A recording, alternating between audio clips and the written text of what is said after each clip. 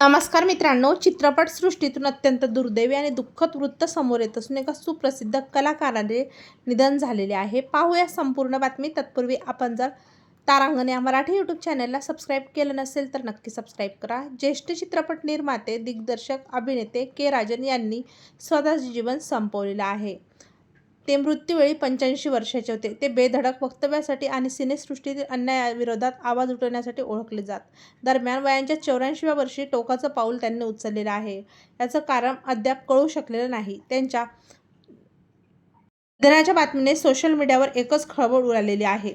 के. राजन हे तामिळ चित्रपटसृष्टीतील एक अत्यंत प्रभावशाली व्यक्तिमत्व होते. चित्रपटाची ऑडिओ लॉन्च असो वा एखादी मुलाखत, इंडस्ट्रीतील कलाकारांच्या वाढत्या डिमांडवर आणि निर्मात्यांच्या नुकसानीवर ते नेहमीच जाहीरपणे बोलायचे. अनेकदा त्यांच्या बोलण्यावर कडक शब्दात ताशेरे ओढत असायचे. अनेकदा त्यांच्या विधानामुळे मोठी वादही निर्माण झाले होते, पण त्यांनी कधीही आपली रोखठोक भूमिका बदलली नाही. के. राजन यांनी 1983 साली ब्रह्मचारीगल या चित्रपटाची निर्मिती करून चित्रपटसृष्टीमध्ये पहिलं पाऊल ठेवलं होतं.